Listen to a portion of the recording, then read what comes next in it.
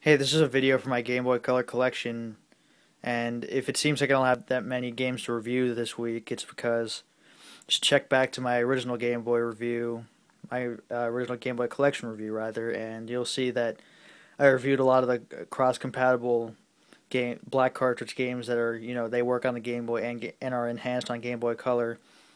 I wanted to do them there just because, since it's compatible with the Game Boy, you might as well consider that a Game Boy game. And there will be one exception though, because I forgot to review a Pokemon trading card game on that video, and I'll be doing that here. I know you guys were really looking forward to that one. So obviously this is my Game Boy Color. I don't use it at all just because it doesn't have a backlight. It's not very, you know, it doesn't have much merit to use these days. I'd rather use my SP. You know, that's probably the most ideal Game Boy player there is, unless you want to play it on the GameCube with the Game Boy player. But anyway, let's get on to first game, which will be Pokemon trading card game, just to get that over with. I also have the box here. Now, obviously the Pokemon trading card game was huge back in the day, the Charizard was huge, and everyone in my school were collecting the cards, and I definitely had a pretty good collection. But the thing about it was, if you were a kid, you probably didn't even know how to play the game, because the card game was actually more complex, than it was originally hinted to be. Most of us just collected them because they look cool, and we like Pokemon, and you'd hit the Charizard as 100 attack damage, and you thought it was awesome. And a lot of people I know learned the card game by playing this. Unfortunately, by the time this game came out, the card game was kind of, losing a lot of its appeal to, the mainstream. It became kind of niche, from then on. But this game is structured just like the proper mainline franchise, where you have to collect badges from leaders, and, you start out with a grass, water, fire deck, and you eventually get booster packs whenever you defeat trainers, and you try to strengthen your deck, try to, get a good theme going. And it's still really fun to play to this day. A lot of people still love this game. I definitely recommend it, but I'd say that, there aren't enough cards in this game. After you play it a couple times, just like, you really want a more expansive card set, because this only has like the first 3 sets or so. So I know, everyone wants them to make a new one, and I definitely agree with that. I think Nintendo officially has a Pokemon card game online that you can, battle people with, but I'd rather have a 3DS game or something, personally, just because, I don't know, it's portable. But yeah, good game. And next up we have Super Mario Brothers Deluxe, and let me just get the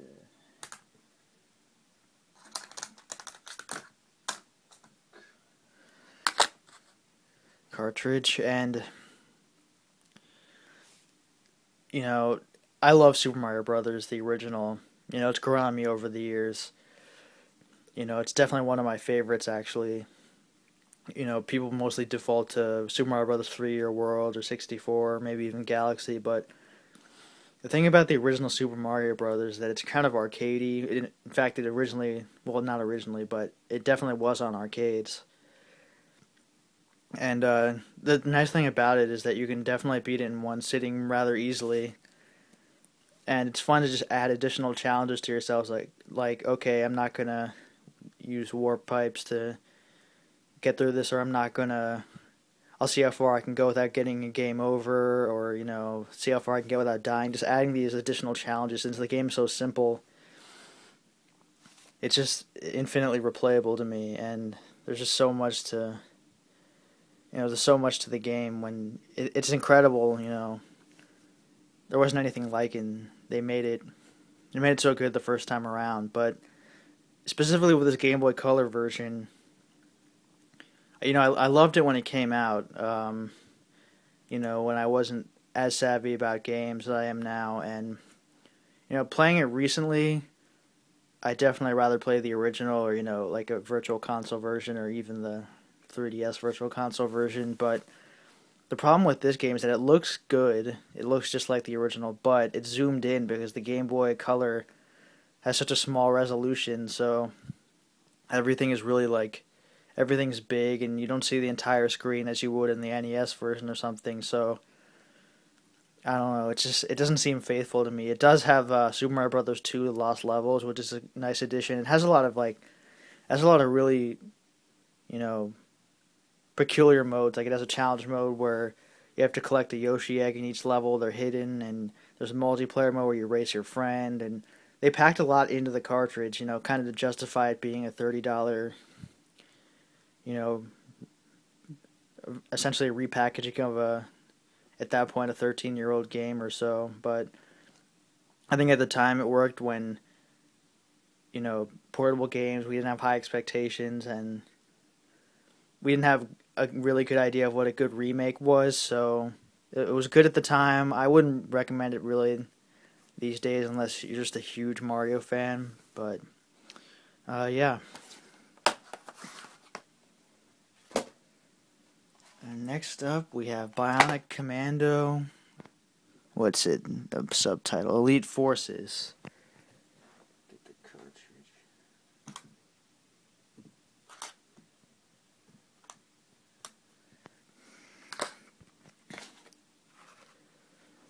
Okay, and Bionic Commando, the series, is heralded as this great classic franchise. A lot of people love the series, but whenever I play the games, I just don't have that much fun. Kind of the main thing about these games is that you can't jump, and you kind of traverse through the world with your bionic arm.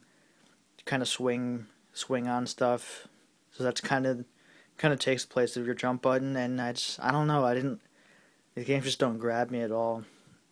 I played the 360 Bionic Commando Rearmed. I don't know. It just felt kind of cheap to me. The enemies and placements were just kind of too static, and I don't know. I don't want to comment too much on the game just because, I don't have in-depth knowledge of all this, just because like I said, it doesn't really grab me, unfortunately. But two games that do grab me, review them together: Legend of Zelda, Oracle of Ages, and Oracle of Seasons.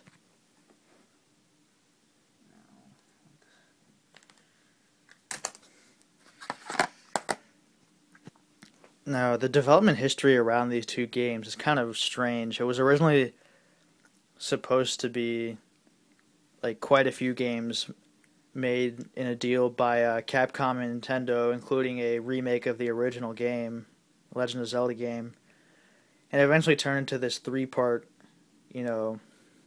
series where there would be three games. They're all interconnected. Then they decided that was a little too much, so they pared it down to two, and that's what we have here. And you can tell that they wanted you to play Seasons first, just because it's a little more basic, and it's a lot easier, and they were released at the same time, so it wasn't quite clear which one they wanted you to play first. But if you do play these games, you'll see that, or they wanted you to play, Seasons then Ages. But I love both of these games. I think they're like the definitive 2D Zelda games. Before they got a little too easy. I consider Minish Cap, Phantom Hourglass, and Spirit Tracks to be 2D games, even though they have some elements of 3D. I just think the top-down perspective kind of makes them 2D games. But the dungeon designs are really well made in these games, and the items you get, like the hook shot, and can't remember which one has the hook shot, which one has the glove, but they essentially do the same thing, and that's really. They let you travel to areas you couldn't before. They have stuff from Link's Awakening, like the Rock's Feather and the bracelet, that lets you carry or pick up heavy items. And I don't know, in Seasons in particular, you kind of change the seasons to affect the environment, so you can travel through different areas, like Sometimes if you change the weather to spring, some vines will appear and you can climb up those to a higher area. And that's kind of the most interesting aspect of this game. And there's not as much story in Seasons. And it has a lot of the bosses from the original game, so I think they took a lot of assets from their initial idea of remaking the game and put it into Seasons, which is interesting. Now, the thing is, once you beat one of these games, it gives you a password, and you input it into the other game when you're starting a new file, and then the game continues story-wise, which is a really neat idea. And another cool thing is that you can talk to NPCs or computers in these games, and they'll tell you a password that you can input in the other game, and you'll unlock new stuff. Like you can some passwords allow you to carry more bombs, more seeds, and they'll power up your sword to get the Master Sword, the level 3 Master Sword, and stuff like that, which is really neat. I like connected games like that. Now for Ages, it's more story based, and you travel back in time and forward through time. Well, no, it's just the present and the past, and a lot of stuff changes between the two time periods, kind of like Ocarina of Time or Link to the Past in that regard. And there's more dialogue and story, and the characters are really fun and interesting. And I actually played Ages before I played Seasons, which is, like I said, kind of counter to what they wanted you to do. But the cool thing is that in Ages, the main aspect of the story is that the queen, is waiting for her lover or something. And if you beat Ages and then played Seasons, you'll see who the lover was, and it's really funny to see who that is. It's not what you'd expect, and it's very, very funny. And I can't express enough how great these games are. If you pine for the old Zelda style games and you haven't played these, because these games are overlooked by some just because they're, a lot of people think this was in the era of Pokemon where people thought that these were just the same games and they were just there to rip you off. But these are two completely different games, and they're worth every penny. So, highly recommended.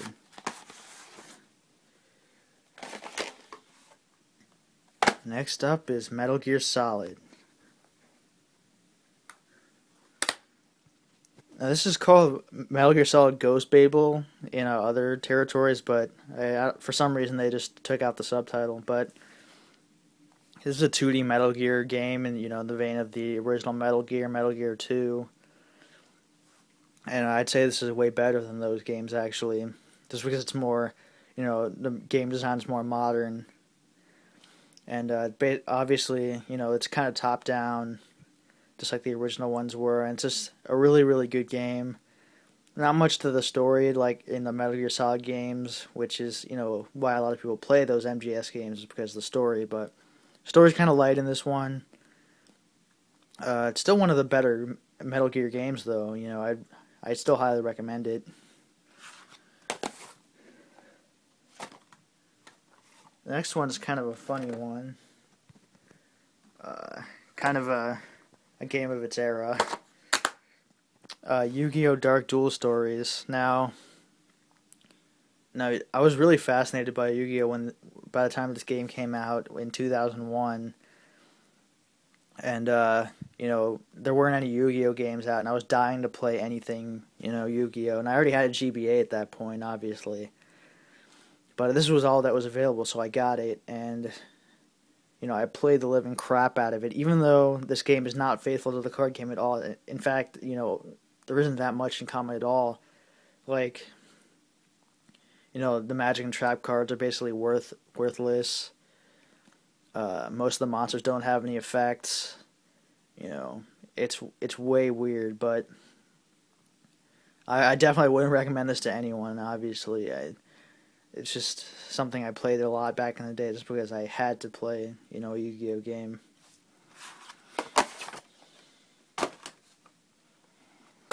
Next up is Dragon Warrior 3.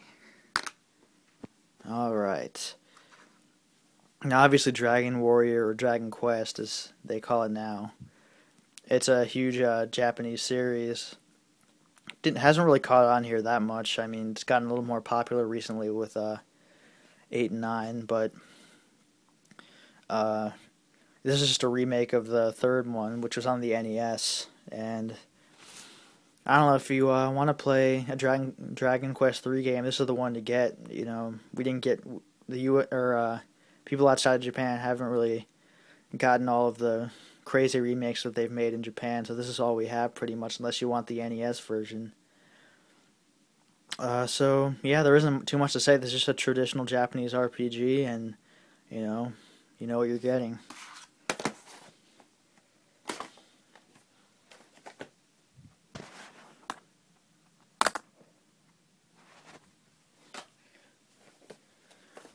And the last of my boxed games is Wario Land 3. And I originally rented this game just because, I don't know, I wasn't a big Wario fan back then. I think this came out in like 99 or 2000 or something. But yeah, this is a really great game just because, you know, whereas Mario's kind of an arcadey, you know, Twitch platformer, this is a more exploration-based platformer where you don't necessarily die a lot. Whenever you get hit, you kind of change your state. Like, you'll become more zombie-like, and it's all about the power-ups. Kind of like Mario, but these power-ups are a little more, you know, kind of more in-depth, and, you know, definitely help. Some are required to traverse through the environment, and, you know, the Wario Land series is actually really good, really underrated. I do prefer the WarioWare series, but I would definitely highly recommend Wario Land 3. I assume this will be on the 3DS Virtual Console eventually, even though the releases are so slow, so it might take like 3 years, but still highly recommended. And perhaps the crown jewel of my or any other Game Boy Color collection is Shantae. Now, I somehow got this on a pretty good deal off of NeoGaf, and it's just it's hard to really explain, you know, why this even came out. I mean, it came out in 2002, long after the GBC was dead, and not many people knew about it, and not many cartridges were, you know, printed, which is why it's so rare. It's like $100 just for the cartridge, and if you have the box, which I unfortunately don't, it goes for like 200 plus. And this is one of WayForward's first games. It's their first meaningful game, I should say. And basically, it's like a Castlevania style game with you're playing as a half genie. You can see her on the cover here, and it definitely feels like Castlevania. And you use your hair as a whip, and there's some exploration. There's like a main map screen, or not a map screen, but kind of like an overworld. And it's just really fun platforming. You know, really like whimsical dialogue, and it's just really fun and cute, and I don't know if it's worth $100, but it's definitely a good game. And there's a DSiWare game, Shantae Risky's Revenge. It's also an iPhone, which I downloaded recently, and it looks good, but I don't know. Playing a side scroller with an iPhone, they still haven't figured that out yet, so I would definitely get the DSiWare version on your DSi or 3DS.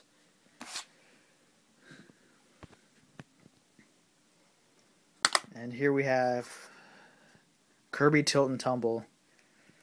Now, this is a unique Game Boy Color game just because it uses a gyro sensor, and you tilt your Game Boy Color around so to move Kirby across the across the arenas and stuff. It's a really short game. It's easy, like pretty much all Kirby games are. And the most interesting thing about this game is that, you know, the way you can play these games. Like, for example, it won't work on an SP since the Game Boy Advance SP's cartridge slot's on the bottom, and on the Game Boy Color it's on the top. So if you use it on the SP and move it around, it'll be, you know, if you move it left, you'll go right, etc. It's just, that's a little unfortunate. But the most fun thing to do, which I have done, is putting this on the Game Boy or the GameCube add-on, which is the Game Boy Player, and you can tilt your GameCube around in your hand, and you can move Kirby that way. It's a little harder, but it's more amusing that way. But yeah, that's pretty much all I can really say about this game. I mean, it's not that eventful uh, in the grand scheme of things. And finally, well, not finally. This is second to last game I'll review. This is Donkey Kong Country. This is a remake of Donkey Kong Country for the Super Nintendo. Uh, Obviously, the Game Boy Color isn't nearly as powerful as a Super Nintendo, so they had to kind of scale everything back. But it does play pretty well. It's a little better than Donkey Kong Land on the original Game Boy, which I also reviewed in that other video. And there wasn't too much to say. I'm always fascinated to see how, since I love the Donkey Kong Country series, how they, made different versions of this. They also made a Game Boy Advance version of Donkey Kong Country, which I've yet to try, but I'd like to. And yeah, this cost me like $5, and they gave me the box as well. But I don't know where that is at the moment. So unfortunately, I couldn't show it to you. But I don't know. It's very interesting, if not good. Okay, and finally here we have Donkey Kong Land 3. Now, Donkey Kong Land 3 came out on the Game Boy in the US, but in Japan only for some reason. I'm not sure why. They made a Game Boy Color remake, which just, kind of colorizes everything.